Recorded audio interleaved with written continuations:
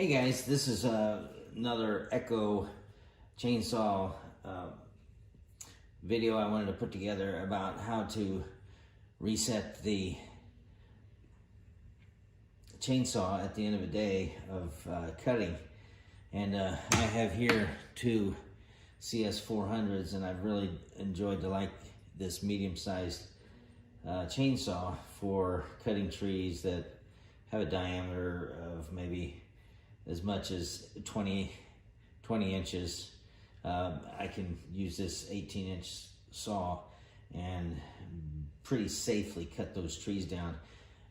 But also I can cut the stumps up pretty good, and also really do a good job of field dressing the tree. And that's a hunting term, but I've picked it up and used it for chainsawing. Anyway, these two saws I used yesterday, cutting down some trees to put up some fence line in my Oklahoma property. And so I pretty much had filled them up with oil and bar oil and two-stroke gas, and I threw the chains a couple times on these, had to stop in the field and replace them. But anyway, when I come back each day, I like to pull the chains off and go through a few routines that I think sets me up to have a real good cutting time with the saws. Now, I'm one person cutting most of the time, and so if I set these chains both, I sharpen the chain, clean off the chain hub, and refuel the chainsaw and reset the bar oil. That usually gives me a good 45 minutes to an hour per chainsaw. And truly, honestly, I've done enough work in an hour or 2 hours that I don't have any more energy to get done cutting, because really I can cut up a tree and easily,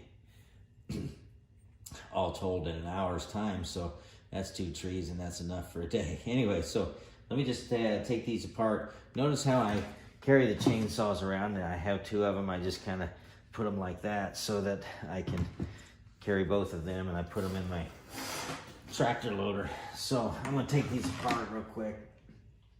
Now, previously on another video, I had sharpened some chains here.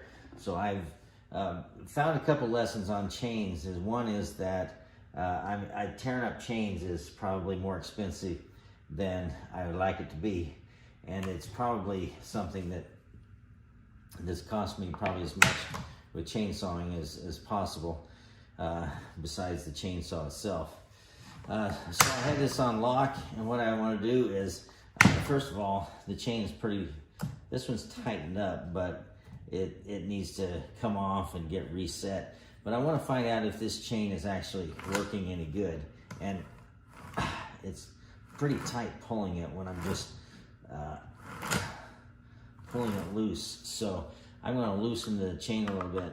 First of all, the reason I do that is to make sure that the chain itself is okay. And if you pull it along and it comes to a stopping point where it kind of pauses, that means I've bent something, or I've gotten the chain caught. And more times than not, my hastiness has caused me to ruin chains.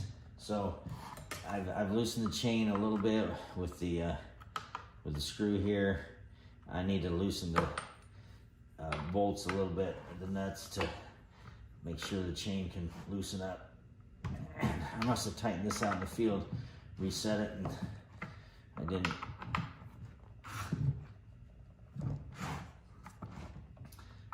didn't remember that I did that. So anyway, I'm going to roll this chain back just a little bit, and I want to see how it pulls. And this is pretty tight. Now that's a little bit looser, but there's a spot when I'm pulling right there. There's a spot that feels like it is. Yeah. What happens is right there.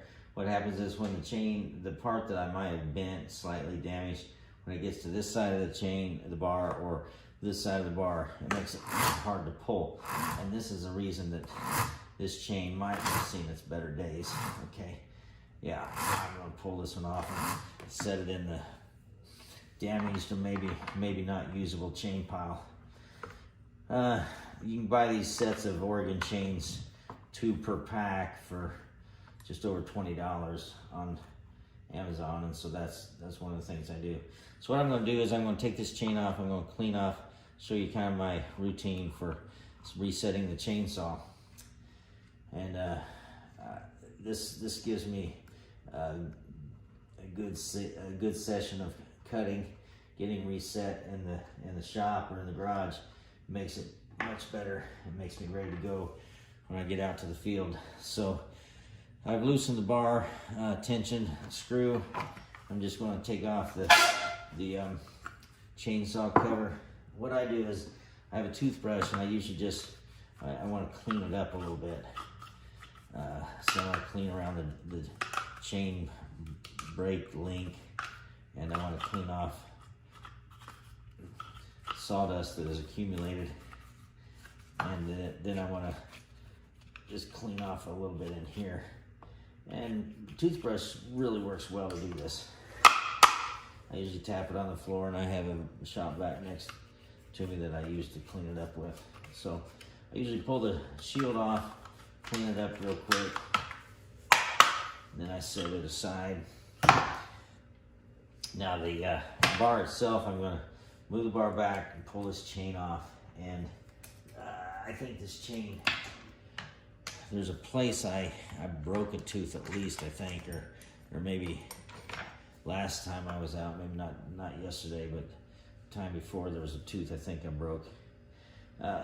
Pretty much they're pretty sharp, and I cut down a pretty good size hickory tree. I don't want to say that too loud because people tell me don't cut down the big hickory trees, but it was pretty good. When I'm going to cut it up, split it into firewood, and have some hickory available for seasoning. It's March, and by next November that stuff will go pretty quickly. So as I look through this chain, I know that there was one tooth that I had broken off of one of the chains. Don't know if it's here or not. There's plenty of oil on this chain, and that's one good thing. I've learned that running a chainsaw too hard and running it out of chain oil is one of the worst things you can do, because you get burn along the chain bar, and your chain gets dry, and then you start seeing smoke when you're cutting in the tree, and that is not a good thing. Well, I can't find it exactly. So I'm going to set this one aside, and my system is I have a hanger that I put the unsharpened saw blades on, and one that I put the sharpened blades on. So what I do is I pull off the blade. I usually wipe it with a rag and make sure everything's clean. I usually like to hit it with a shot of my whoa, what happened here? Hit it with a shot of my chain grease. There we go. On each side, and that just keeps everything going better, stronger, longer. The grease is Zerk. Must have got bent. Anyway, set that over there. Now again, with the toothbrush, I like to clean around in the area where the chain comes. Let me turn it up like this, and I like to clean down in here. Again, it's sort of like brushing your teeth at the end of the day, I guess. Kind of weird connection there, but just clean it up a little bit. And I find that keeping the saw area clean helps so much with efficiency. So I'm going to clean that up, wipe it off here, clean up around on the bar. Then I'm going to take put the blade back on, or the bar. Now these two chains back here, I said I previously sharpened, and so I'm going to try them. First of all, I'm going to see if they're ones that I've actually able to use. Now, this is the wrong blade, I think. This is the wrong blade for the wrong saw. What saw does this one go with? Dang. definitely doesn't go with this saw. What in the world? Okay, so this one's sharp as well. I want to put the blades, the teeth going forward because the blade spins top counterclockwise that way. Okay, so I've got it hooked on there. I'm gonna just with my hand, I'm gonna tighten her up a little bit, and I want to pull this, make sure it rolls completely.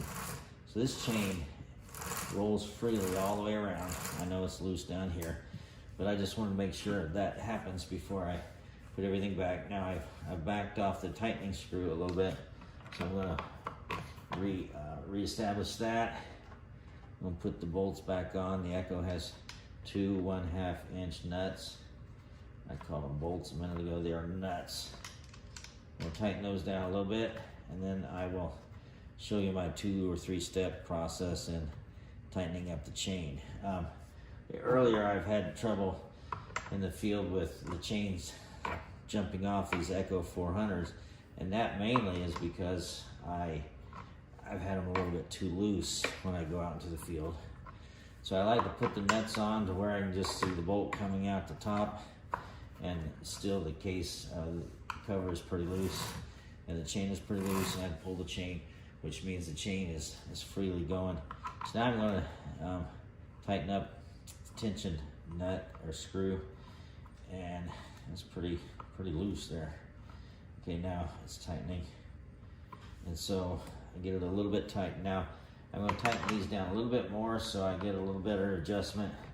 I'm not going to fully tighten them down yet. About 3/4 a turn, maybe a whole turn, and then I'm going to give this one more little snug. And then what I have is, when I have it snug and the chain is a good chain and I've sharpened it so it's a fully sharpened chain, I can spin the chain all the way around on the bar, and there's really not much play. It's just a little bit loose. And what happens is, when I go cutting limbs that are kind of at an angle, that's what happens. You gotta cut straight through the limb, not at an angle, and that's what messes me up. Makes my chain jump. So anyway, now I've got another 1/2 turn on each of the nuts, and then another 1/3 of a turn, and this, well, that's actually 3/4 a turn, a whole turn. This one's ready to go, except when I come in from the field, now I want to turn it over and I want to refuel and replace, top off the bar oil. So I do that while I'm in here, and yeah, I'm down to about 1/4 of a tank on this bar oil. Now there's a better way to do this than what I'm doing, but I just use the big old jug and dump it in. I used to always dump it and fill it clear full and let it overflow, but I've figured out maybe I'll become a little more careful. I feel that probably about as much as I need to, and I'll top that off and put the lid back on. Wipe that off a little bit. See, I did overfill it. Just tighten that guy up a little bit. I'm going to refill the fuel tank. 2-cycle oil, and got about a 1/2 tank in there. This little gas can annoys me because when it's in the back of my pickup and it's kind of loose, it will spill if I don't have the oil spout latched. So I'm just going to top this off. And I'm in my garage with the door shut, so I don't want to spill a bunch of gasoline. I've also done that, dumped way too much gasoline in. All right, so there, I topped that off, and I'm gonna replace this. So I've got one of my 2 saws replenished. I'm gonna have to find another chain if my second saw has a bad chain, and I'm gonna vacuum up this little mess, and I'll do the other saw.